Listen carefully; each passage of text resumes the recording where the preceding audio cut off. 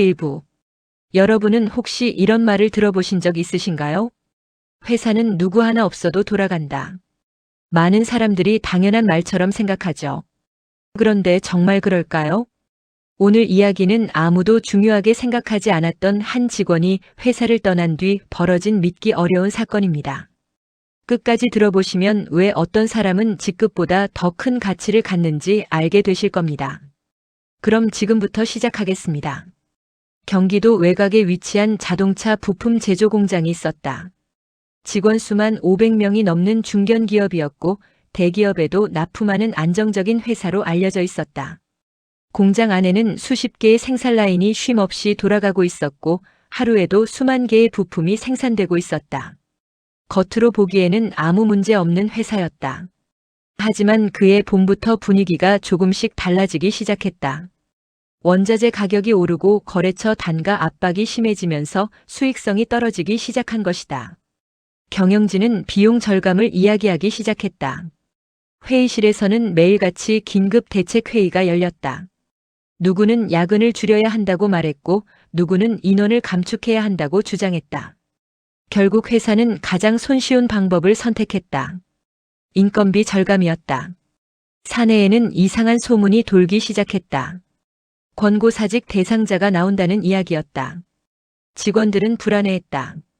점심시간 식당에서도 그 이야기뿐이었다. 진짜 구조조정하는 거야? 설마 우리 부서는 아니겠지? 이번엔 규모가 크다던데? 누구도 확실한 사실은 알지 못했다. 하지만 사람들은 본능적으로 불안감을 느끼고 있었다. 그 공장에서 25년째 근무 중인 이상훈도 그 소문을 들었다. 그는 올해 48살이었다. 고등학교를 졸업한 뒤 바로 입사해 단 한 번도 회사를 옮긴 적이 없었다. 직급도 높지 않았다. 설비관리팀 과장이 전부였다. 사무실 직원들 중에는 그의 이름조차 제대로 모르는 사람도 있었다. 회의 때도 말이 거의 없었다. 회식에도 잘 참석하지 않았다. 그저 고장난 기계를 고치고 설비를 점검하고 문제가 생기면 현장으로 달려가는 것이 그의 일상이었다. 누군가는 그를 두고 존재감 없는 사람이라고 말했다. 누군가는 시대에 뒤처진 기술자라고 말했다. 하지만 상우는 그런 말에 신경 쓰지 않았다. 그는 늘 같은 시간에 출근했고 늘 같은 작업복을 입었다. 그리고 누구보다 먼저 생산라인 상태를 확인했다. 그렇게 25년이 흘렀다. 어느 월요일 아침이었다. 전 직원에게 긴급 공지가 전달됐다.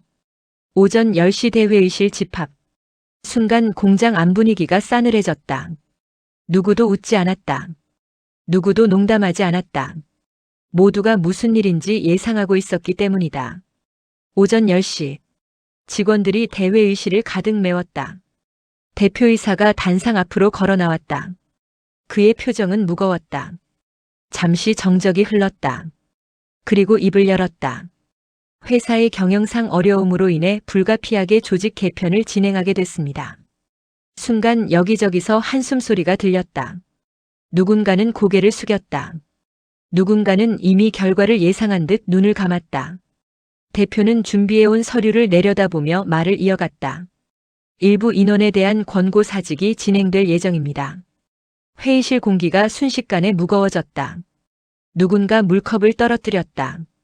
작은 소리였지만 모두의 신경이 곤두서 있는 상황이라 유난히 크게 들렸다.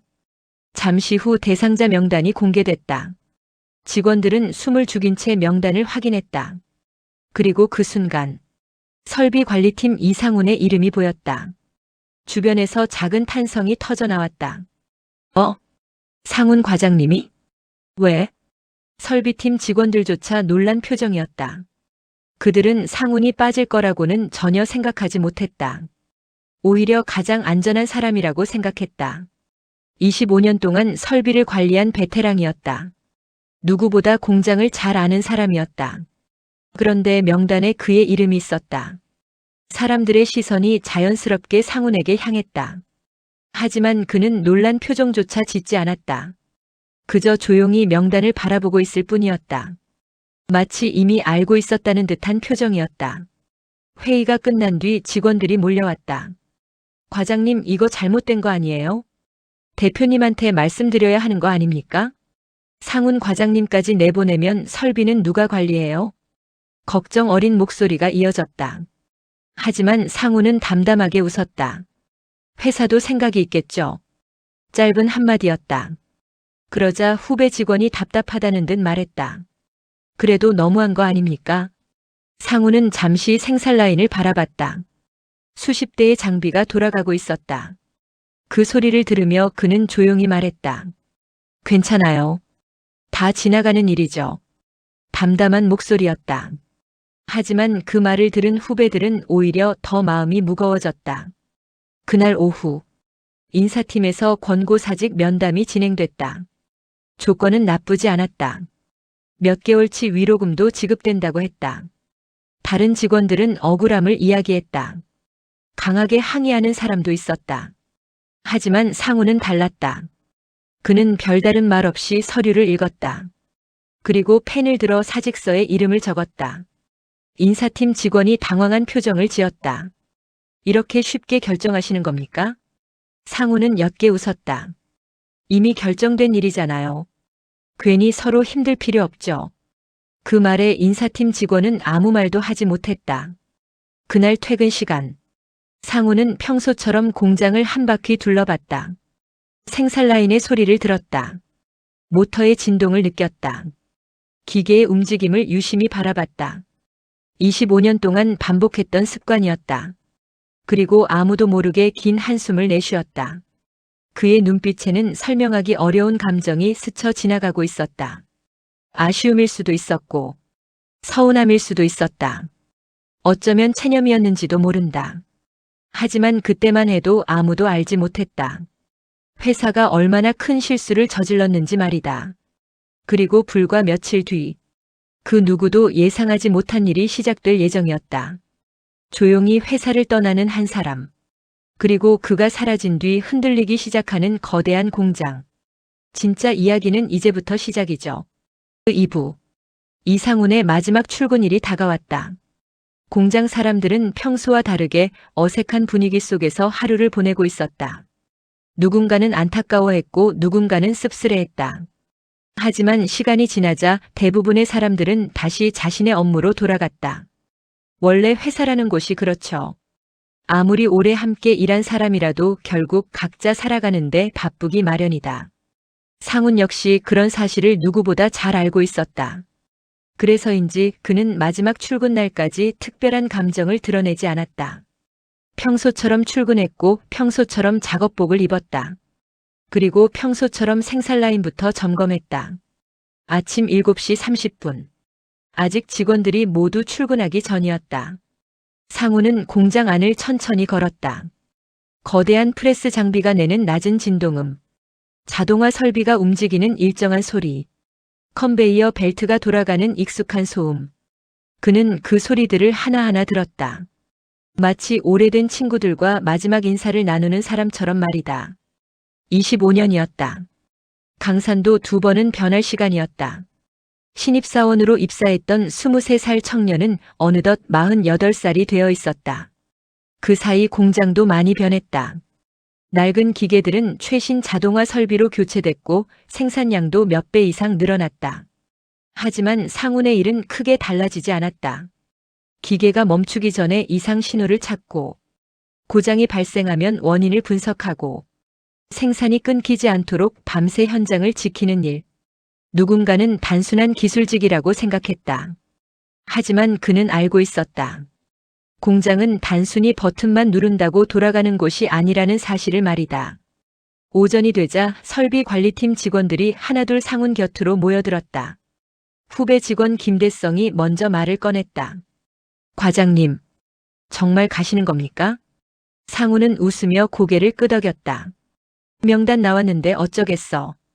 다 끝난 거지. 대성은 답답한 표정을 지었다. 그래도 너무한 거 아닙니까? 과장님이 여기서 몇 년을 일하셨는데요. 상훈은 잠시 말이 없었다. 그러다 창밖을 바라보며 입을 열었다. 회사도 살아야 하니까. 누군가는 나가야 했겠지. 담담한 목소리였다. 하지만 대성은 그 말이 더 마음 아팠다. 평소 같으면 억울하다고 화를 낼 법도 했다. 그런데 상우는 끝까지 회사를 원망하지 않았다. 오히려 남아있는 직원들을 걱정하고 있었다. 점심시간이 되자 몇몇 직원들이 식당 한쪽에 모였다. 자연스럽게 화제는 상훈 이야기였다. 솔직히 이해 안 간다. 설비팀에서 누굴 자르더라도 상훈 과장은 아니지. 맞아. 그 사람 없으면 문제 생기는 거 아니야? 하지만 반대 의견도 있었다. 생산관리팀의 한 직원이 말했다. 요즘 시스템 좋잖아. 매뉴얼도 다 있고 자동화도 많이 됐는데. 한 사람 없다고 뭐가 달라지겠어. 몇몇 직원들이 고개를 끄덕였다. 그 말도 틀린 것은 아니었다. 예전과 달리 공장은 상당 부분 자동화되어 있었다. 각종 데이터는 서버에 저장되고 관리 시스템도 체계적으로 운영되고 있었다. 그래서 많은 사람들은 정말로 생각했다. 설비기사 한 명 없어도 회사는 돌아갈 거라고 말이다. 그날 오후 인수인계가 진행됐다. 상훈의 업무는 후임자인 최성민 대리에게 넘어가게 되었다. 35살의 성민은 성실한 직원이었다. 기본적인 설비 지식도 충분했다. 회사 역시 그 점을 고려해 그를 후임자로 선택한 것이었다. 회의실에서 인수인계가 시작됐다. 성민은 노트북을 펼쳐놓고 열심히 메모했다. 상훈은 설비 현황과 점검 일정 등을 차근차근 설명했다. 하지만 이상한 점이 있었다. 설명은 자세했지만 어딘가 부족한 느낌이 들었다. 성민이 물었다. 과장님, 3라인 프레스 장비는 특별히 조심해야 할 게 있습니까? 상훈은 잠시 생각했다. 그리고 짧게 답했다. 온도 변화만 잘 봐. 성민은 고개를 갸웃했다. 매뉴얼에는 그런 내용 없던데요? 상훈은 웃었다. 그냥 기억해둬. 언젠가 도움이 될 거야. 성민은 정확한 이유를 듣고 싶었지만 상훈은 더 이상 설명하지 않았다. 사실 상훈은 알고 있었다. 그 장비는 온도가 특정 수준 이상 올라가기 시작하면 며칠 안에 이상 진동이 발생한다는 것을 말이다. 그런데 그 내용은 어디에도 적혀 있지 않았다. 25년 동안 현장에서 직접 경험하며 알게 된 사실이었다. 비슷한 사례는 수없이 많았다. 어떤 장비는 특정 소리가 들리기 시작하면 베어링 교체 시기가 다가온다는 것을 알 수 있었고, 어떤 설비는 습도가 높아지는 날에만 특정 오류가 발생했다. 매뉴얼에는 없는 이야기였다. 데이터에도 남지 않는 경험이었다. 하지만 상훈은 굳이 길게 설명하지 않았다. 어차피 이제 자신과는 상관없는 일이 된다고 생각했기 때문이다. 퇴근 시간이 가까워졌다. 설비팀 직원들이 작은 송별회를 준비했다. 거창한 것은 아니었다. 커피와 케이크 정도였다. 하지만 진심이 담겨 있었다. 후배들은 차례로 인사를 건넸다. 그동안 감사했습니다. 많이 배웠습니다. 연락드리겠습니다. 상훈은 하나하나 웃으며 답했다. 그런데 마지막 순간 대성이 조심스럽게 물었다. 과장님, 혹시 나중에 회사에서 다시 오라고 하면 돌아오실 겁니까? 순간 주변이 조용해졌다. 모두가 상훈의 대답을 기다렸다. 상훈은 잠시 생각했다. 그리고 천천히 말했다. 글쎄, 그럴 일 없을 거야. 짧은 대답이었다. 하지만 이상하게도 그 말이 오래 남았다. 오후 6시. 상훈은 사물함을 정리했다. 낡은 공구 세트, 메모장, 오래된 볼펜, 그리고 수십 권의 노트. 그는 잠시 노트들을 바라봤다. 누렇게 변한 종이에는 수많은 기록이 적혀 있었다. 장비별 특이사항, 고장 이력, 응급조치 방법, 교체 주기, 직접 경험한 현장 정보들. 25년 동안 차곡차곡 쌓인 기록이었다. 상훈은 한참 동안 노트를 바라보다가 일부만 가방에 넣었다. 그리고 몇 권은 사물함 안에 그대로 남겨두었다. 별 생각 없이 놓고 간 행동이었다. 적어도 그때는 그렇게 생각했다. 마지막으로 공장 출입문 앞에 선 상훈은 뒤를 돌아봤다. 익숙한 건물, 익숙한 생산 라인, 익숙한 사람들. 그는 조용히 고개 숙여 인사했다. 그동안 고마웠습니다. 그리고 공장을 떠났다. 그 모습을 지켜보던 직원들은 아쉬운 표정을 지었다. 하지만 누구도 붙잡지 않았다. 그리고 회사 역시 별다른 움직임을 보이지 않았다. 인사팀은 후임 배치를 완료했고 관리자들은 조직 개편이 성공적으로 마무리됐다고 평가했다. 임원회의에서도 비슷한 이야기가 나왔다. 생각보다 조용히 끝났네요. 예상보다 반발도 적었습니다. 이제 비용 절감 효과가 나타날 겁니다. 모두가 만족스러운 표정을 지었다. 그들은 믿고 있었다. 공장은 아무 문제 없이 돌아갈 것이라고. 한 사람이 떠났을 뿐이라고 말이다. 하지만 바로 그 순간 누구도 알지 못했다. 거대한 폭풍이 이미 조용히 다가오고 있다는 사실을. 그리고 불과 사흘 뒤 회사의 운명을 뒤흔들 사건이 시작될 예정이라는 것을 말이죠. 3부. 이상훈이 회사를 떠난 지 사흘째 되는 날이었다. 처음 이틀 동안은 아무 일도 없었다. 공장은 평소처럼 돌아갔다. 생산 라인도 정상적으로 가동됐다. 출하 물량도 예정대로 나갔다. 관리자들은 안도했다. 일부 직원들이 걱정했던 일은 일어나지 않았다. 그래서 사람들은 조금씩 확신하기 시작했다. 괜한 걱정이었네. 역시 회사는 잘 돌아가잖아. 한 사람 빠진다고 무너지면 그게 더 이상한 거지. 누군가는 그렇게 말했다. 실제로 겉으로 보이는 모습은 완벽했다. 생산량도 목표치를 유지했고 품질 검사 결과도 문제가 없었다. 임원들은 구조조정 효과를 이야기하기 시작했다. 인건비가 줄었고 비용 절감 계획도 순조롭게 진행되고 있었다. 모든 것이 계획대로 흘러가는 것처럼 보였다. 하지만 현장에서는 아주 작은 변화들이 나타나기 시작하고 있었다. 문제는 그 변화를 눈치채는 사람이 거의 없었다는 점이었다. 그날 오전, 설비관리팀의 최성민 대리는 생산 3라인을 점검하고 있었다. 평소와 다를 것 없는 순찰이었다. 그런데 프레스 장비 근처를 지나던 순간 잠깐 걸음을 멈췄다. 귀에 익숙하지 않은 소리가 들렸기 때문이다. 철판이 움직이는 소음 사이로 아주 미세한 떨림음이 섞여 있었다. 정말 작은 소리였다. 보통 사람이라면 듣지도 못했을 정도였다. 성민은 장비를 한참 바라봤다. 하지만 수치상으로는 아무 문제도 없었다. 온도 정상, 압력 정상, 진동 수치 정상. 모니터에는 녹색 표시만 가득했다. 성민은 고개를 갸웃했다. 기분 탓인가? 그리고 다시 자리를 떠났다. 그때였다. 문득 며칠 전 이상훈이 했던 말이 떠올랐다. 3라인은 온도 변화를 잘 봐. 당시에는 별 의미 없는 조언처럼 들렸다. 하지만 이상하게 그 말이 생각났다. 성민은 데이터를 다시 확인했다. 분명 정상 범위였다. 다만 아주 미세하게 평균 온도가 평소보다 높아져 있었다. 문제가 될 수준은 아니었다. 그래서 그는 별다른 조치를 취하지 않았다. 회사 기준으로도 이상이 없었기 때문이다. 오후가 되자 또 다른 일이 발생했다. 생산 오라인에서 경고 알람이 잠깐 울린 것이다. 작업자들이 놀라 주변을 확인했지만 몇 초 뒤 알람은 사라졌다. 장비도 정상 작동했다. 생산도 멈추지 않았다. 관리자들은 단순 오류로 판단했다. 요즘 센서가 예민해서 그래. 재부팅하면 괜찮아. 그렇게 넘어갔다. 하지만 현장 직원들 몇 명은 묘한 불안감을 느끼고 있었다. 설명하기 어려운 감정이었다. 마치 공장 전체가 조금씩 삐걱거리기 시작하는 느낌이었다. 오후 4시 생산관리팀 회의가 열렸다. 실적 보고가 진행됐다. 팀장들은 만족스러운 표정을 지었다. 목표 생산량 달성, 불량률 안정, 출하 일정 정상. 모든 보고서가 긍정적이었다.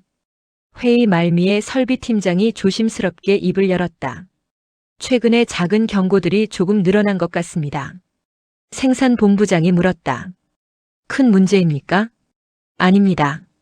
당장 조치가 필요한 수준은 아닙니다. 그럼 괜찮습니다. 대화는 그것으로 끝났다. 누구도 심각하게 받아들이지 않았다. 그럴 만도 했다. 공장은 거대한 시스템이었다. 하루에도 수백 건의 작은 오류가 발생했다. 그때마다 일일이 걱정할 수는 없었다. 회의가 끝난 뒤에도 사람들은 평소처럼 퇴근 준비를 했다.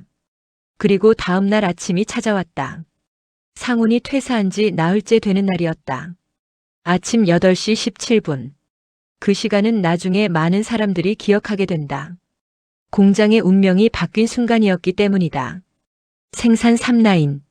갑자기 강한 경고음이 울려 퍼졌다. 삐익. 순간 작업자들이 놀라 장비를 바라봤다. 모니터에 빨간색 경고창이 떠 있었다. 설비 이상 감지. 자동 정지 프로세스 실행. 그리고 몇 초 뒤. 쿵. 거대한 소리와 함께 생산 라인이 멈췄다. 순간 공장 전체가 술렁였다. 작업자들이 무전을 날렸다. 3라인 정지. 설비팀 호출하세요. 긴급 상황입니다. 최성민 대리가 가장 먼저 달려왔다. 그는 즉시 데이터를 확인했다. 하지만 이상했다. 오류 코드가 너무 애매했다. 원인이 명확하지 않았다. 센서 문제인지, 유압 문제인지, 프로그램 오류인지 판단할 수가 없었다. 설비팀 직원들이 모여들었다. 하나씩 점검을 시작했다. 배선 확인, 압력 확인, 센서 확인, 프로그램 점검. 하지만 이상 원인이 보이지 않았다. 30분이 지났다. 라인은 여전히 멈춰 있었다. 1시간이 지났다. 복구되지 않았다. 점점 사람들의 표정이 굳어지기 시작했다. 생산팀장은 초조하게 물었다. 언제 복구됩니까? 성민은 답하지 못했다. 그 자신도 이유를 모르고 있었기 때문이다. 오전 10시. 생산본부장까지 현장에 내려왔다. 상황은 심각해지고 있었다. 3라인은 회사 주력 생산 라인이었다. 하루 생산량의 상당 부분을 담당하고 있었다. 1시간만 멈춰도 손실이 커지는 설비였다. 그런데 벌써 2시간이 지나고 있었다. 본부장이 목소리를 높였다. 원인이 뭡니까? 설비팀장은 식은땀을 흘렸다. 아직 분석 중입니다. 분석 중이라는 말 말고 이유를 말하세요. 현장은 긴장감으로 가득 찼다. 그때 한 직원이 조심스럽게 말했다. 이상훈 과장님 계셨으면. 말끝을 흐렸다. 순간 주변이 조용해졌다. 누구도 대답하지 않았다. 하지만 모두 같은 생각을 하고 있었다. 예전 같았으면 상훈이 이미 현장에 와 있었을 것이다. 그리고 장비 소리 몇 번 듣고 진동 상태 확인하고 이상 원인을 찾아냈을지도 모른다. 하지만 이제 그는 없었다. 점심시간이 지나도 복구는 실패했다. 오후가 되자 거래처에서도 연락이 오기 시작했다. 출하 일정 괜찮습니까? 납기 문제 없는 거죠? 관리자들의 얼굴은 점점 창백해졌다. 그리고 바로 그때 누구도 예상하지 못한 두 번째 문제가 발생한다. 멀쩡하던 다른 생산 라인에서도 이상 신호가 나타나기 시작한 것이다. 사람들은 아직 모르고 있었다. 이것이 단순한 고장이 아니라는 사실을. 그리고 회사가 내보낸 한 사람의 빈자리가 생각보다 훨씬 크다는 사실을 말이다. 진짜 위기는 이제부터 시작되고 있었다. 4부. 오후 2시를 넘어가고 있었다. 주력 생산 라인이 멈춘 지 벌써 5시간이 넘은 상황이었죠. 평소 같으면 있을 수 없는 일이었다. 설비팀 직원들은 점심도 제대로 먹지 못한 채 현장에 매달려 있었다. 장비 커버를 열고 확인하고 배선을 점검하고 센서를 교체해 보기도 했어요. 그런데도 원인을 찾지 못하고 있었다. 현장 분위기는 점점 무거워졌다. 생산팀 직원들도 불안하기 시작했죠. 라인이 멈추면 결국 자신들의 업무도 멈추게 된다. 출하가 늦어지면 거래처 항의가 들어오고 납기가 밀리면 회사 전체가 흔들릴 수 있었다. 생산본부장은 몇 분 간격으로 설비팀을 찾았다. 아직입니까? 언제 복구됩니까? 같은 질문이 반복됐다. 하지만 돌아오는 답은 늘 같았다. 조금만 더 확인해 보겠습니다. 원인을 찾고 있습니다. 듣는 사람도 답답하고 말하는 사람도 답답한 상황이었죠. 오후 3시쯤 설비팀장 김영수는 결국 외부 장비업체에 연락했다. 회사 내부 인력만으로 해결이 어렵다고 판단한 것이다. 1시간 뒤 장비 제조사 엔지니어 2명이 공장으로 들어왔다. 그들은 노트북과 측정 장비를 들고 곧바로 현장으로 향했다. 생산본부장이 먼저 다가갔다. 어떻게 보십니까? 엔지니어가 장비를 살펴보며 말했다. 확인해 보겠습니다. 짧은 대답이었다. 하지만 그 말 속에 확신은 없어 보였어요. 그들도 상황이 생각보다 복잡하다는 걸 느끼고 있었던 것이다. 시간은 계속 흘렀다. 오후 5시. 엔지니어들이 1차 점검 결과를 보고했다. 센서 문제는 아닙니다. 프로그램 오류도 아닙니다. 순간 모두가 어리둥절했다. 그럼 대체 뭐가 문제란 말인가? 생산본부장이 목소리를 높였다. 원인이 없는데 왜 멈춘 겁니까? 엔지니어는 난감한 표정을 지었다. 그게 저희도 이해가 안 됩니다. 순간 회의실 분위기가 싸늘해졌다. 전문가도 모른다는 말이었다. 이제 사람들은 조금씩 불안해지기 시작했다. 정말 큰 문제일 수도 있다는 생각이 들었기 때문이다. 그때였다. 설비팀 막내 직원이 조심스럽게 말했다. 모두의 시선이 그에게 향했다. 무슨 말이야? 막내가 머뭇거리며 입을 열었다. 이상훈 과장님 계셨으면 벌써 찾지 않았을까요? 회의실이 조용해졌다. 누군가는 눈을 피했고 누군가는 괜히 물컵만 만지작거렸다. 사실 다들 비슷한 생각을 하고 있었죠. 하지만 선뜻 말하지 못했을 뿐이다. 설비팀장은 한숨을 내쉬었다. 지금 그 이야기에서 뭐 하겠냐? 그 말이 맞았다. 이미 퇴사한 사람이니까. 그런데도 사람들 머릿속에서는 이상훈이라는 이름이 떠나지 않았다. 왜일까? 평소에는 잘 느끼지 못했는데 문제가 생기니까 가장 먼저 생각나는 사람이 되어 있었다. 그날 저녁 긴급 임원회의가 열렸다. 대표이사까지 참석한 자리였다. 회의실 공기는 무겁다 못해 답답할 정도였죠. 생산본부장이 보고를 시작했다. 현재 주력 생산 라인 가동 중단 상태입니다. 복구 예상 시간은 알 수 없습니다. 대표 표정이 굳어졌다. 손실 규모는? 재무 담당 임원이 대답했다. 현재까지 수억 원 수준입니다. 가동 중단이 길어지면 더 커질 수 있습니다. 대표는 말없이 자료를 넘겼다. 그리고 한참 뒤 물었다. 설비 담당자들은 뭐라고 합니까? 순간 회의실이 조용해졌다. 누구도 쉽게 입을 열지 못했다. 그때 인사 담당 임원이 조심스럽게 말했다. 솔직히 말씀드리면 현장에서도 원인을 못 찾고 있습니다. 대표는 믿기지 않는다는 표정을 지었다. 못 찾는다고요? 네. 외부 전문가도요? 그렇습니다. 대표는 의자에 몸을 기대며 깊은 한숨을 내쉬었다. 그때 생산본부장이 천천히 말했다. 대표님, 한 가지 방법이 있습니다. 대표가 고개를 들었다. 뭡니까? 잠시 망설이던 생산본부장이 말을 이었다.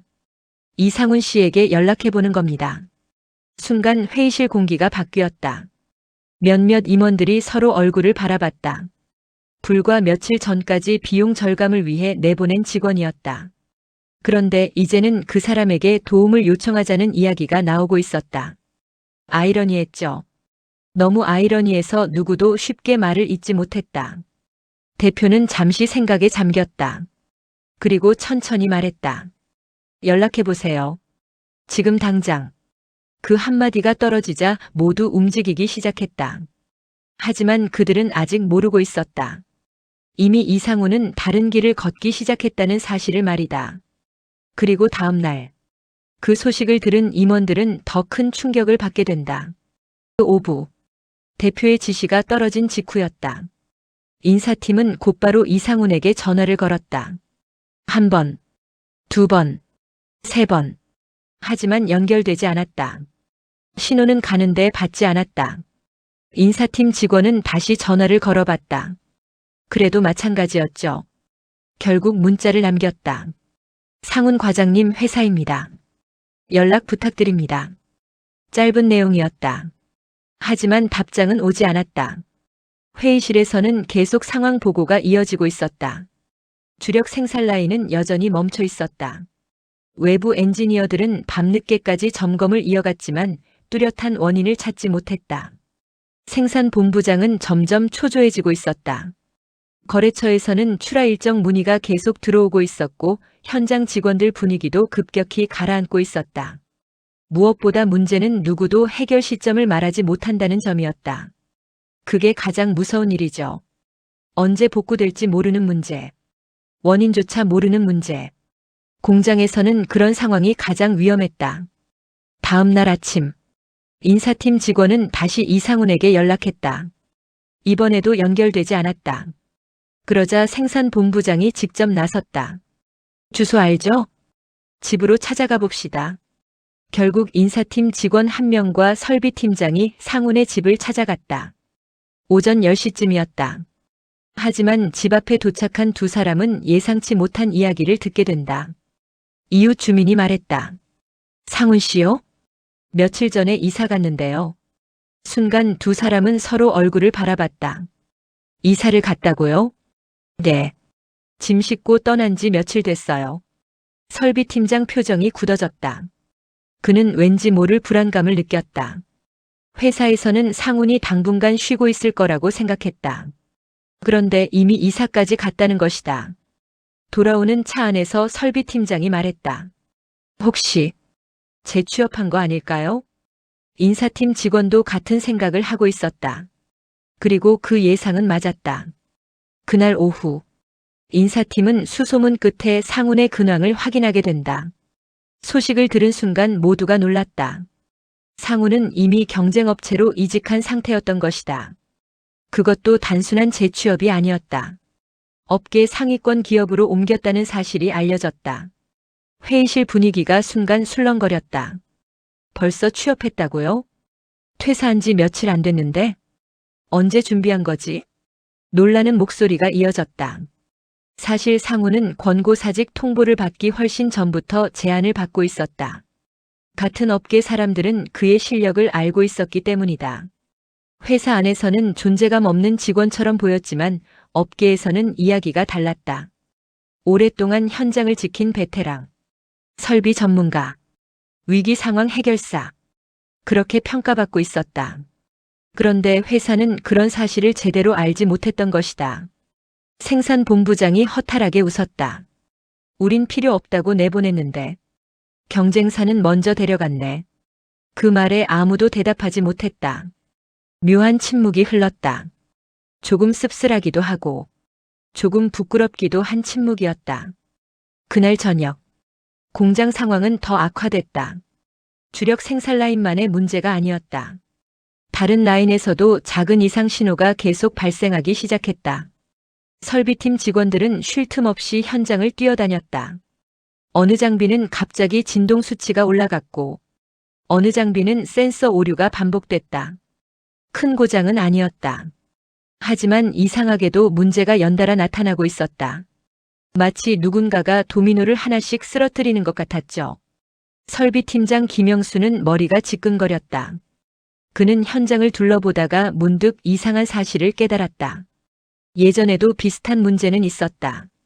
오히려 더 심한 문제도 있었다. 그런데 그때는 이렇게 오래 끌지 않았다. 왜였을까? 답은 뻔했다. 이상훈이 있었다. 문제가 생기면 가장 먼저 달려왔고 남들이 원인을 찾지 못할 때도 해결책을 찾아냈다. 너무 당연하게 생각했기에 그 가치를 몰랐던 것이다. 사람은 늘 그렇죠. 있을 때는 모른다. 없어지고 나서야 빈자리를 느낀다. 밤 9시, 긴급 현장 회의가 열렸다. 설비팀 직원들은 모두 지친 얼굴이었다. 그때 최성민 대리가 조심스럽게 입을 열었다. 팀장님, 저 할 말이 있습니다. 김영수가 고개를 들었다. 뭔데? 성민은 잠시 망설였다. 그리고 천천히 말했다. 사실 인수인계 받을 때 이상훈 과장님이 몇 가지 말씀하신 게 있습니다. 순간 모두의 시선이 집중됐다. 무슨 이야기? 3라인 온도 변화 조심하라고 했습니다. 그리고 몇몇 장비는 수치보다 소리를 먼저 들으라고 했고요. 회의실이 조용해졌다. 누군가는 이해하지 못했다. 소리를 들으라고? 온도를 보라고? 너무 추상적인 말처럼 들렸다. 하지만 현장 경험이 많은 직원들은 달랐다. 그 말이 무슨 뜻인지 어렴풋이 이해하고 있었다. 매뉴얼에는 없는 이야기, 데이터에는 잡히지 않는 신호, 오랜 경험으로만 알 수 있는 감각. 상우는 그런 것들을 알고 있었다. 그리고 그 순간 설비팀장은 문득 한 가지를 떠올렸다. 상훈 씨 사물함. 아직 비우지 않았지? 성민이 고개를 끄덕였다. 네. 일부 물건이 남아 있습니다. 김영수는 자리에서 벌떡 일어났다. 당장 가보자. 설비팀 직원들이 함께 움직였다. 밤늦은 시간. 조용한 탈의실 안으로 들어선 그들은 상훈의 사물함 앞에 멈춰섰다. 문을 열었다. 안에는 공구 몇 개와 오래된 작업복이 남아 있었다. 그리고 아래쪽 구석. 낡은 노트 몇 권이 놓여 있었다. 누렇게 변한 표지. 손때가 묻은 모서리. 수십 년의 흔적이 고스란히 남아 있었다. 성민이 노트를 집어들었다. 첫 장을 넘긴 순간 모두의 눈이 커졌다. 거기에는 단순한 메모가 적혀 있는 것이 아니었다. 생산라인별 특성, 반복 고장 기록, 장비별 이상 징후, 응급조치 방법, 그리고 매뉴얼에는 없는 수많은 현장 경험이 빼곡하게 적혀 있었다. 설비팀장은 숨을 삼켰다. 이걸 혼자 기록한 거야? 누군가 중얼거렸다. 이게 전부라면 우리가 찾던 답이 여기 있을지도 모릅니다. 그 말이 끝나자 모두의 시선이 노트로 향했다. 그리고 아무도 예상하지 못했다. 그 오래된 노트가 앞으로 회사의 운명을 바꾸게 될 줄은 말이죠. 6부. 탈의실 안은 조용했다. 평소라면 퇴근 준비를 하는 직원들로 북적였을 공간이었다. 하지만 그날 밤은 달랐다. 설비팀 직원들은 상훈의 사물함 앞에 둘러앉아 있었다. 모두의 시선은 낡은 노트 몇 권에 집중돼 있었죠. 누렇게 바랜 표지, 군데군데 닳아버린 모서리, 겉모습만 봐도 오랜 세월이 느껴졌다. 최성민이 조심스럽게 첫 장을 넘겼다. 순간 모두가 숨을 죽였다. 노트 안에는 예상했던 것보다 훨씬 많은 내용이 적혀 있었다. 날짜, 설비번호, 발생한 증상, 조치 내용, 결과, 그리고 그 아래에는 상훈만의 메모가 빼곡하게 적혀 있었다. 마치 개인 일기처럼 말이다. 성민이 한 페이지를 읽기 시작했다. 3라인 프레스 2호기. 온도 정상이어도 진동음이 낮게 깔리기 시작하면 5일 이내 유압 개통 점검 필요. 설비팀 직원들이 서로 얼굴을 바라봤다. 지금 문제가 발생한 장비가 바로 그 장비였기 때문이다. 김영수 팀장이 물었다. 다음 내용은? 성민은 계속 읽었다. 데이터에는 안 잡히는 경우가 많음. 소리를 먼저 들을 것. 회의실에서 누군가 작게 탄성을 내뱉었다. 이거 지금 상황이랑 똑같은 거 아닙니까? 모두가 고개를 끄덕였다. 분위기가 달라지기 시작했다.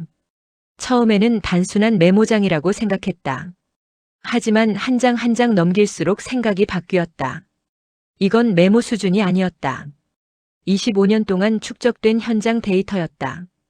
그것도 회사 시스템에 없는 정보들이었다. 어떤 장비는 습도가 높을 때 특정 오류가 발생한다고 적혀 있었고, 어떤 설비는 진동 수치보다 냄새 변화가 먼저 나타난다고 기록돼 있었다. 또 어떤 장비는 새 부품보다 특정 제조 연도의 부품이 더 안전 경험담까지 있었다. 매뉴얼에서는 절대 볼 수 없는 내용들이었다. 그 순간 김영수 팀장은 등을 의자에 기대며 한숨을 내쉬었다. 우린 이걸 모르고 있었네. 누구도 대답하지 않았다. 틀린 말이 아니었기 때문이다. 상우는 25년 동안 이런 기록을 해왔다. 하지만 회사는 한 번도 관심을 갖지 않았다.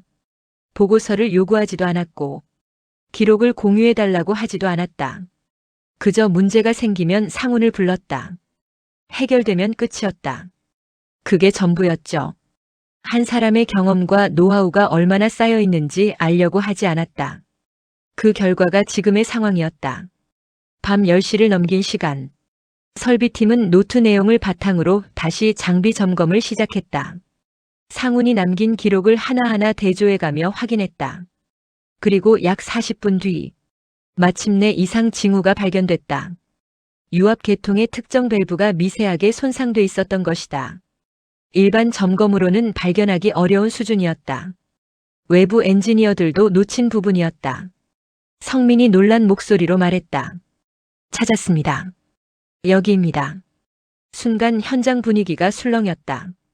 엔지니어들도 장비를 들여다보더니 고개를 끄덕였다. 맞네요. 이 부분 때문에 전체 시스템이 멈춘 것 같습니다. 생산본부장도 현장으로 달려왔다. 그는 보고를 듣자마자 물었다. 언제 찾았습니까? 김영수 팀장이 노트를 들어보였다. 이상훈 씨 기록 덕분입니다. 본부장은 잠시 말을 잃었다. 그는 노트를 받아 몇 장 넘겨보았다. 페이지마다 빼곡한 글씨가 적혀 있었다. 수십 년 동안 쌓인 기록이었다. 그 순간 본부장은 처음으로 묘한 감정을 느꼈다. 미안함이었다. 정확히 말하면 뒤늦은 후회에 가까웠다. 이런 걸 왜 아무도 몰랐지? 그의 혼잣말에 주변 직원들도 씁쓸한 표정을 지었다. 사실 다들 비슷한 생각을 하고 있었죠. 회사는 늘 최신 장비를 이야기했다. 최신 시스템을 이야기했다. 최신 프로그램을 이야기했다. 하지만 정작 가장 중요한 경험은 숫자로 평가하지 않았다. 그리고 그 대가를 지금 치르고 있었다. 새벽 1시. 긴급 복구 작업이 시작됐다. 손상된 부품을 교체하고 시스템을 재점검했다. 그리고 마침내 멈춰있던 장비가 다시 움직이기 시작했다. 익숙한 기계음이 울려 퍼졌다.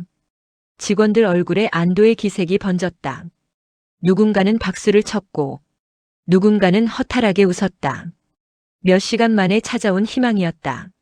하지만 기쁨은 오래가지 않았다. 설비팀장이 다시 노트를 넘겨보던 중 표정이 굳어졌다. 잠깐. 모두의 시선이 그에게 향했다. 김영수는 한 페이지를 가리켰다. 거기에는 붉은 펜으로 적힌 메모가 있었다. 성민이 소리내어 읽었다. 3라인 이상 발생 시 2라인과 5라인도 반드시 확인할 것. 회의실이 조용해졌다. 직원들은 서로를 바라봤다. 바로 그날 2라인과 5라인에서도 이상 신호가 발생했기 때문이다. 김영수는 천천히 다음 문장을 읽었다. 방치 시 연쇄 고장 가능성 높음. 순간 등골이 서늘해졌다. 지금까지는 시작에 불과할 수도 있다는 의미였다. 생산본부장이 다급하게 물었다. 설마. 성민이 노트를 계속 읽었다. 그리고 마지막 문장을 확인한 순간 얼굴이 굳어졌다. 예상 피해 규모.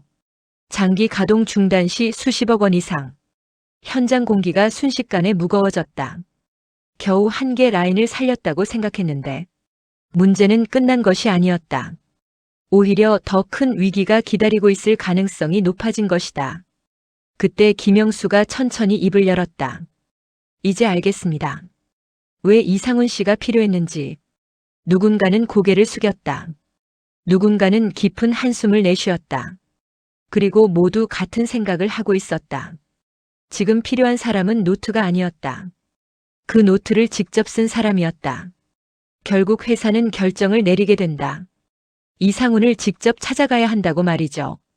그리고 다음 날 대표이사가 직접 움직이기 시작한다. 해시태그 7부. 다음 날 아침이었다. 대표 김태성은 평소보다 2시간이나 일찍 출근했다. 전날 밤에도 집에 가지 못했다. 생산라인 복구는 겨우 해냈지만 마음은 전혀 편하지 않았죠. 상훈의 노트에서 표시된 위험 설비가 아직 여러 대 남아 있었기 때문이다. 문제는 하나를 해결하면 또 하나가 나타난다는 점이었다. 마치 공장 전체가 신호를 보내고 있는 것 같았다. 그런데 그 신호를 읽을 사람이 사라진 상태였어요. 대표는 커피를 한 모금 마셨다. 하지만 이미 식어 있었다. 밤새 몇 잔째인지 기억도 나지 않았다. 그때 비서가 급히 회의실로 들어왔다. 대표님, 급한 보고가 있습니다. 비서 표정이 심상치 않았다. 대표는 자료를 받아들었다. 그리고 몇 초 뒤 손이 멈췄다. 자료 맨 위에 적힌 회사 이름 때문이었다. 바로 자사 최대 경쟁사였다. 대표가 물었다. 이게 뭡니까? 비서가 답했다. 어젯밤 업계 발표가 나왔습니다. 경쟁사가 대규모 공급 계약을 따냈습니다. 대표는 숫자를 확인했다. 계약 규모 320억 원. 순간 회의실이 조용해졌다. 생산본부장도 자료를 받아보더니 눈이 커졌다. 320억이라고요? 네. 최근 3년 내 최대 규모라고 합니다. 대표는 다시 자료를 넘겼다. 그런데 다음 장을 보는 순간 표정이 굳어졌다. 기사 한 줄이 눈에 들어왔기 때문이다. 기술혁신 TF 총괄 이상훈 부장 주도. 대표는 잠시 글자를 다시 확인했다. 잘못 본 줄 알았다. 하지만 아니었다. 분명히 적혀 있었다. 이상훈. 불과 열흘 전까지 자기 회사 직원이었던 사람 말이다. 생산본부장이 믿기지 않는다는 표정으로 말했다. 상훈 씨가요? 비서가 고개를 끄덕였다. 확인했습니다. 입사하자마자 핵심 프로젝트에 투입됐다고 합니다. 회의실 안 공기가 묘하게 변했다. 누군가는 헛웃음을 지었고 누군가는 고개를 숙였다. 대표는 한참 동안 아무 말도 하지 못했다. 며칠 전만 해도 회사가 내린 결론은 명확했다. 비용 절감, 인력 구조 조정, 효율성 개선. 그래서 상훈을 내보냈다. 그런데 경쟁사는 정반대 판단을 내린 것이다. 그리고 결과는 너무도 빨리 나타나고 있었다. 사람들은 흔히 착각하죠. 능력 있는 사람은 어디서든 똑같이 평가받을 거라고 말이다. 하지만 현실은 그렇지 않았다. 어떤 곳에서는 비용으로 보이고 어떤 곳에서는 자산으로 보인다. 상훈은 바로 그런 경우였다. 오전 10시 긴급 임원회의가 열렸다. 회의실 분위기는 무거웠다. 대표가 자료를 테이블 위에 내려놓았다. 다들 봤습니까? 아무도 대답하지 않았다. 이미 다 본 상태였기 때문이다. 재무담당 임원이 조심스럽게 말했다. 사실 하나 더 있습니다. 대표가 고개를 들었다. 뭡니까? 계약 체결 전에 경쟁사 생산 라인이 2번 멈췄다고 합니다. 그런데 상훈 씨가 들어간 뒤 설비 효율이 크게 개선됐다고. 말끝을 흐렸다. 굳이 끝까지 말할 필요가 없었다. 모두 이해했으니까요. 대표는 깊은 한숨을 내쉬었다. 그러니까 우리가 필요 없다고 내보낸 사람이 경쟁사에서는 320억 계약의 핵심 역할을 했다는 말입니까? 아무도 반박하지 못했다. 사실이었다. 냉정하게 말하면 너무나도 아픈 사실이었다. 그때 설비팀장 김영수가 입을 열었다. 대표님, 어제 노트 계속 분석했습니다. 그런데 이상한 걸 발견했습니다. 대표가 물었다. 뭡니까? 김영수는 두꺼운 노트를 꺼냈다. 그리고 특정 페이지를 펼쳤다. 거기에는 상훈의 손글씨가 적혀 있었다. 생산성 향상 가능 항목. 예상 절감 비용 연간 18억. 설비 개선안 별도 정리. 대표 눈썹이 꿈틀했다. 페이지를 넘겼다. 다음 장. 또 다음 장. 그리고 또 다음 장. 수십 개의 개선안이 정리돼 있었다. 교체 주기 개선. 공정 간 대기 시간 감소. 전력 사용량 절감. 설비 효율 향상. 놀라운 것은 계산까지 모두 끝나 있었다는 점이었다. 성민이 씁쓸하게 웃었다. 이미 다 준비돼 있었더군요. 회사가 물어본 적이 없어서 그렇지. 회의실 안이 조용해졌다. 누구 하나 말하지 못했다. 그 말이 너무 아팠기 때문이다. 상훈은 능력이 없었던 게 아니었다. 오히려 반대였다. 능력이 있었는데 아무도 묻지 않았다. 그래서 아무도 몰랐다. 대표는 천천히 노트를 덮었다. 그 순간 갑자기 떠오르는 장면이 있었다. 몇 년 전이었다. 상훈이 생산 효율 관련 보고서를 제출했던 기억. 그때 자신은 바쁘다는 이유로 임원에게 검토를 맡겼다. 그리고 그 보고서는 그대로 묻혀버렸다. 그때는 대수롭지 않게 생각했다. 하지만 지금 생각해보니 그 안에 무엇이 있었는지조차 확인하지 않았던 것이다. 대표는 씁쓸하게 웃었다. 우리가 버린 게 사람이 아니었군. 생산본부장이 조용히 물었다. 그럼 뭡니까? 대표는 창밖 생산동을 바라봤다. 그리고 천천히 말했다. 회사의 미래였어. 순간 회의실 안이 얼어붙었다. 과장이 아니었다. 대표는 진심으로 그렇게 느끼고 있었다. 그때 비서가 다시 문을 열고 들어왔다. 대표님, 방금 들어온 소식입니다. 대표가 자료를 받았다. 그리고 읽는 순간 얼굴이 굳어졌다. 이번에는 더 충격적이었다. 경쟁사가 다음 주 기술혁신 프로젝트 성과 발표회를 연다는 내용이었다. 발표자 명단 맨 위에는 이상훈 부장, 그 이름이 적혀 있었다. 그리고 업계 주요 기업 대표들이 모두 참석 예정이라는 문구도 함께 말이죠. 대표는 천천히 자리에서 일어났다. 더 이상 미룰 수 없었다. 갑시다. 생산본부장이 물었다. 어디를 말입니까? 대표는 짧게 대답했다. 상훈 씨 만나러. 지금 당장. 그의 목소리에는 처음으로 초조함이 담겨 있었다. 그리고 그는 아직 모르고 있었다. 곧 만나게 될 이상훈이 예전 자신이 알던 이상훈이 아니라는 사실을 말이죠. 8부. 다음 날 오전 9시. 대표 김태성과 생산본부장은 경쟁사 본사 로비에 들어섰다. 두 사람 모두 정장을 입고 있었지만 표정은 밝지 않았다. 거래처 방문이라면 익숙했을 것이다. 투자 협상이라면 자신도 있었을 것이다. 하지만 오늘은 달랐다. 며칠 전까지 자기 회사 직원이었던 사람을 찾아와 도움을 요청해야 하는 상황이었으니까요. 엘리베이터를 기다리던 중이었다. 로비 한쪽에 설치된 대형 전광판이 눈에 들어왔다. 두 사람의 시선이 동시에 멈췄다. 화면에는 한 남자의 사진이 크게 떠 있었다. 그리고 그 아래 문구가 적혀 있었다.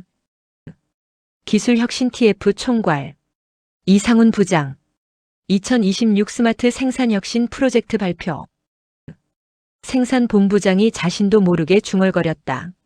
저걸 로비 메인 화면에 띄운다고요? 대표는 아무 말도 하지 못했다. 그 회사가 상훈을 어떻게 평가하는지 단번에 알 수 있었기 때문이다. 불과 열흘 전 자신의 회사에서는 비용 절감 대상이었다. 그런데 이곳에서는 핵심 인재로 소개되고 있었다. 그 차이가 너무 선명해서 오히려 아플 정도였죠. 잠시 후 안내 직원이 다가왔다. 기다리셨습니다.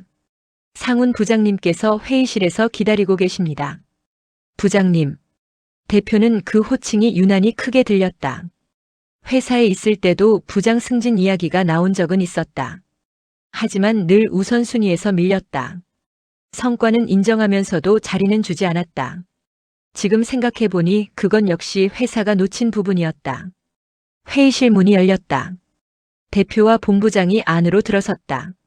그리고 그 순간 두 사람은 또 한 번 놀랐다. 회의실 벽면 전체가 프로젝트 자료로 가득 차 있었기 때문이다. 생산성 개선 수치, 원가 절감 효과, 설비 가동률 향상 데이터, 그리고 자료 맨 아래 적힌 이름. 이상훈. 생산본부장이 자료를 바라보다가 멈칫했다. 숫자가 눈에 들어왔기 때문이다. 생산 효율 27% 향상, 설비 고장률 41% 감소, 연간 예상 절감액 22억 원. 순간 그는 말문이 막혔다. 대표 역시 마찬가지였다. 며칠 전 노트에서 발견했던 개선안들이 떠올랐다. 그리고 깨달았다. 상훈은 새 회사에 와서 처음부터 다시 시작한 것이 아니었다. 이미 수년 전부터 머릿속에 정리해둔 아이디어를 실현하고 있었던 것이다. 그때 회의실 문이 다시 열렸다. 익숙한 목소리가 들렸다. 오셨습니까? 상훈이었다. 하지만 분위기는 예전과 달랐다. 허리를 굽히며 눈치 보던 모습은 없었다. 회의 때 조용히 뒤에 앉아있던 사람도 아니었다. 걸음에는 여유가 있었고 표정에는 자신감이 있었다. 무엇보다 주변 사람들이 그를 대하는 태도가 달랐다. 바로 뒤에서 따라 들어온 임원이 말했다. 상훈 부장님, 오후 발표 자료 최종 승인 부탁드립니다. 그리고 회장님께서도 발표 전에 잠깐 뵙고 싶다고 하셨습니다. 상훈은 자연스럽게 고개를 끄덕였다. 알겠습니다. 10분 뒤에 올라가겠습니다. 임원은 공손하게 인사한 뒤 회의실을 나갔다. 대표는 그 장면을 멍하니 바라봤다. 자신의 회사에서는 한 번도 본 적 없는 모습이었다. 그때 상훈이 자리에 앉으며 말했다. 무슨 일로 오셨는지는 대략 들었습니다. 대표는 준비해온 자료를 꺼냈다. 하지만 설명하기가 쉽지 않았다. 상황을 이야기할수록 자신들의 실수가 드러나기 때문이었다. 상훈은 조용히 자료를 넘겼다. 1장, 2장, 3장. 자료를 다 본 뒤 그는 한 가지 질문만 했다. 3라인 멈췄죠? 대표와 본부장이 동시에 놀랐다. 어떻게 하셨습니까? 상훈은 담담하게 답했다.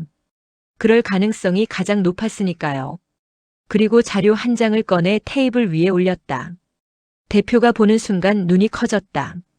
그 종이에는 자신들 회사 설비 구조가 손으로 정리돼 있었다. 언제 적은 건지도 모를 정도로 오래된 자료였다. 상훈은 손가락으로 특정 부분을 가리켰다. 여기부터 문제가 시작됐을 겁니다. 그리고 지금쯤이면 2라인과 5라인도 영향받고 있을 거고요.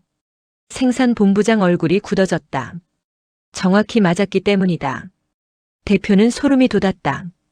회사 밖으로 나온 지 열흘이 넘었는데, 현장을 보지도 않았는데, 상황을 거의 그대로 마치고 있었다. 그게 진짜 실력이었다. 회의실 안이 잠시 조용해졌다. 그러자 대표는 문득 한 가지 사실을 깨달았다. 그동안 자신들은 상훈을 설비 담당자로만 생각했다. 하지만 아니었다. 그는 공장 전체를 머릿속에 그리고 있었다. 장비 하나를 보는 사람이 아니라 공장 전체 흐름을 읽는 사람이었던 것이다. 그때였다. 회의실 문이 열리더니 경쟁사 대표가 직접 들어왔다. 대표와 생산본부장은 깜짝 놀랐다. 업계에서 꽤 유명한 인물이었다. 그런데 그가 들어오자마자 상훈에게 먼저 말을 건넸다. 상훈 부장, 오늘 발표 기대하고 있습니다. 덕분에 회사 분위기가 완전히 달라졌어요. 상훈은 가볍게 웃었다. 팀원들이 잘해준 덕분입니다. 그러자 경쟁사 대표가 웃으며 말했다. 겸손은 여전하군요. 그래도 이번 프로젝트 최대 공로자가 누군지는 다 압니다. 대표 김태성은 그 말을 듣는 순간 가슴이 철렁 내려앉았다. 최대 공로자. 그 표현이 머릿속을 계속 맴돌았다. 자신의 회사에서는 구조조정 대상. 이 회사에서는 최대 공로자.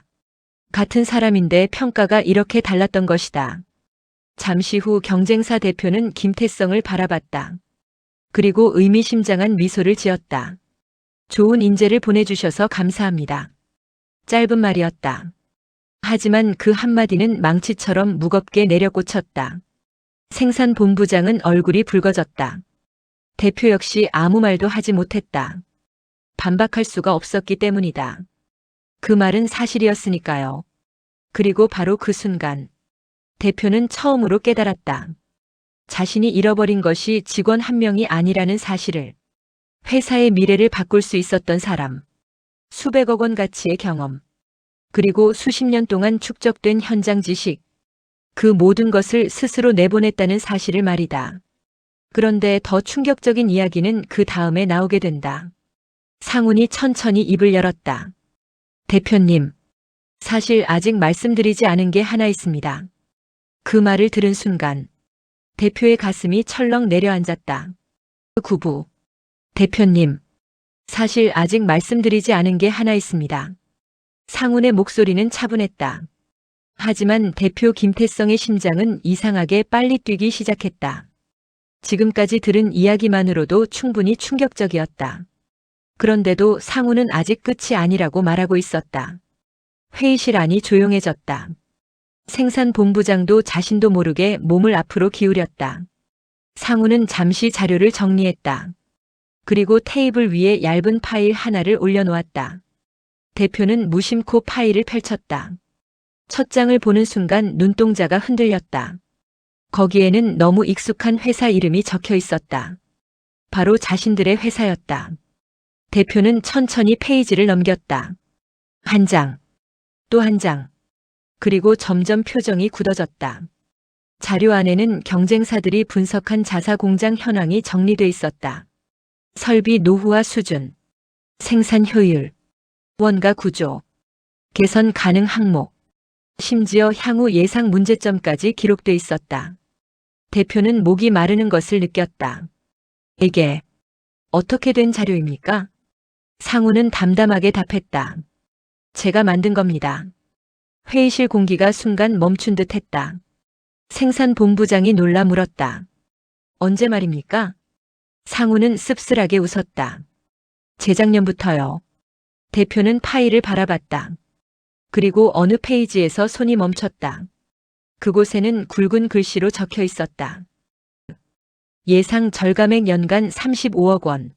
설비 효율 향상 예상 18%. 불량률 감소 예상 22%. 대표는 믿기지 않았다. 이런 자료를 왜? 말을 끝내지 못했다. 이미 답을 알고 있었기 때문이다. 상우는 조용히 말했다. 몇 번 제출했습니다. 대표는 고개를 들었다. 상우는 계속 말했다. 처음에는 팀장님께 드렸고, 그 다음에는 본부장님께도 보고했습니다. 생산본부장 얼굴이 굳어졌다. 기억이 났기 때문이다. 어렴풋하게. 분명히 비슷한 보고서를 본 적이 있었다. 하지만 당시에는 생산량 확대와 신규 투자 이슈가 더 중요하다고 판단했다. 그래서 뒤로 밀렸다. 아니, 사실상 묻혀버렸다. 상우는 감정을 드러내지 않았다. 오히려 담담했다. 그래서 더 아팠다. 제가 서운했던 건 권고사직 때문이 아닙니다. 대표는 천천히 시선을 들었다. 상훈의 다음 말이 무엇인지 궁금했다. 아니, 조금 두렵기도 했다. 회사가 제 의견을 안 받아들인 건 괜찮습니다. 틀릴 수도 있으니까요. 그런데 상훈은 잠시 말을 멈췄다. 회의실 안은 숨소리조차 들릴 정도로 조용했다. 한 번도 진지하게 검토해보지 않았다는 게 아쉬웠습니다. 그 말은 칼처럼 날카로웠다. 하지만 화를 담고 있지 않았다. 그래서 더 깊게 박혔다. 대표는 아무 말도 할 수 없었다.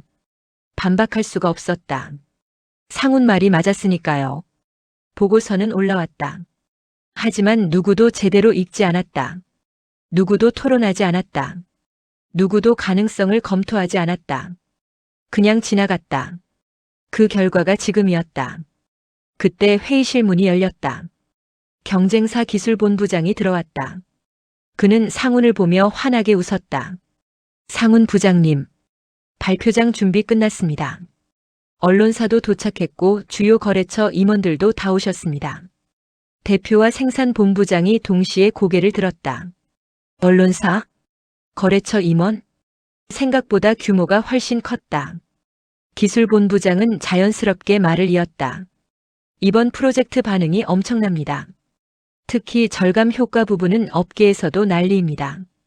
다들 발표 끝나면 자료 요청할 것 같습니다. 상우는 짧게 웃었다. 과한 기대는 하지 마십시오. 그러자 기술본부장이 농담처럼 말했다. 이미 늦었습니다. 회장님이 어제도 상훈 부장님 칭찬만 1시간 하셨습니다.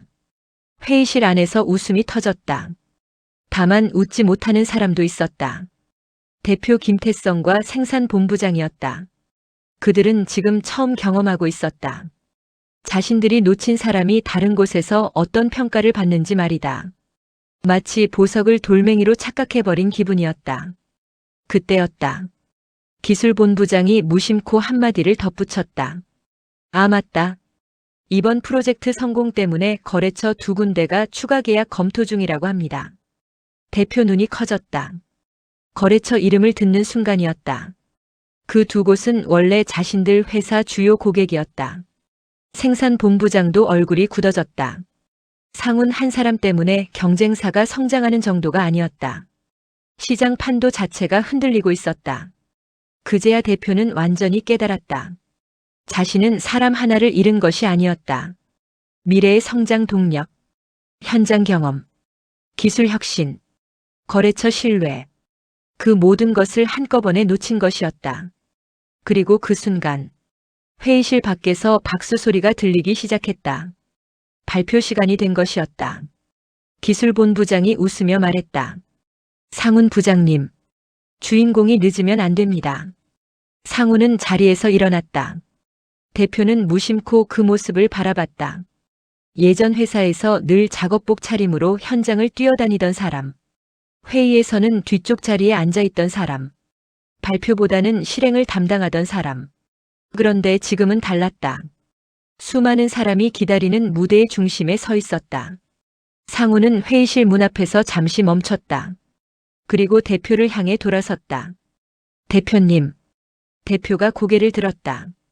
상우는 미소를 지었다. 사람은 비용이 아니라 자산입니다. 짧은 한마디였다. 하지만 대표는 그 말을 평생 잊지 못하게 된다. 왜냐하면 그 한 문장이 이번 사건의 모든 것을 설명하고 있었기 때문이었다. 그리고 몇 분 뒤 상훈의 발표가 시작되자 행사장은 기립박수로 가득 찼다. 대표는 그 모습을 바라보며 조용히 눈을 감았다. 너무 늦게 깨달은 대가가 얼마나 큰지 그제야 뼈저리게 실감하고 있었다. 10분 행사장 안에는 뜨거운 박수가 이어지고 있었다. 짝짝짝짝 박수 소리는 쉽게 멈추지 않았다. 상훈의 발표가 끝난 뒤에도 사람들은 자리에서 일어나 박수를 보냈다. 업계 관계자들, 거래처 임원들, 언론사 기자들 모두가 같은 표정이었다. 놀라움, 감탄, 그리고 인정. 대표 김태성은 행사장 뒤편에 앉아 그 모습을 지켜보고 있었다. 묘한 기분이 들었죠. 분명 몇 주 전까지만 해도 자기 회사 직원이었다. 늘 작업복을 입고 현장을 돌아다니던 사람이었다. 그런데 지금은 수백 명이 모인 행사장의 중심에 서 있었다. 사람들은 상훈의 이름을 기억하고 있었다. 질문도 상훈에게 했고, 악수도 상훈에게 청했고, 명함도 상훈에게 건넸다. 대표는 그 광경을 보며 문득 깨달았다. 회사는 상훈을 평가한 적이 없었다. 그저 사용했을 뿐이었다. 필요할 때 찾고, 문제가 생기면 부르고, 해결되면 다시 잊어버렸다. 그게 전부였죠. 그런데 세상은 달랐다. 회사 밖에서는 이미 상훈의 가치를 알고 있었다. 행사가 끝난 뒤였다. 대표와 생산본부장은 조용히 행사장을 빠져나가려 했다. 그때 뒤에서 목소리가 들렸다. 김 대표님. 두 사람이 돌아봤다. 경쟁사 대표였다. 그는 밝게 웃으며 다가왔다. 오늘 어떠셨습니까? 대표는 억지로 웃음을 지었다. 많이 배웠습니다. 경쟁사 대표가 고개를 끄덕였다. 저도 그랬습니다. 상훈 부장 덕분에 말이죠. 그 말은 자랑이 아니었다. 사실이었다. 그래서 더 아팠다. 경쟁사 대표는 잠시 행사장을 둘러보더니 말을 이었다. 사실 저도 처음엔 놀랐습니다. 왜 이런 분이 아직도 현장에만 계신 건지 이해가 안 됐거든요. 대표는 아무 말도 하지 못했다. 경쟁사 대표는 계속 이야기했다. 면접 때 딱 30분 이야기했는데 알겠더군요. 이분은 설비를 고치는 사람이 아니라 공장을 바꾸는 사람이라는 걸 말입니다. 그 한마디가 가슴 깊숙이 박혔다. 공장을 고치는 사람, 공장을 바꾸는 사람. 비슷해 보이지만 전혀 다른 의미였다. 대표는 이제야 알 것 같았다. 자신은 상훈의 현재만 봤다. 경쟁사는 상훈의 미래를 본 것이다. 잠시 후 경쟁사 대표는 명함을 건네며 웃었다. 좋은 분 보내주셔서 감사합니다. 덕분에 저희는 수백억 원을 벌게 생겼네요.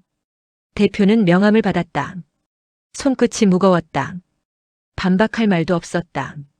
틀린 말이 아니었으니까요.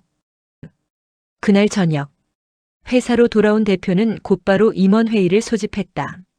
늦은 시간인데도 모두 참석했다. 대표 표정이 평소와 달랐기 때문이다.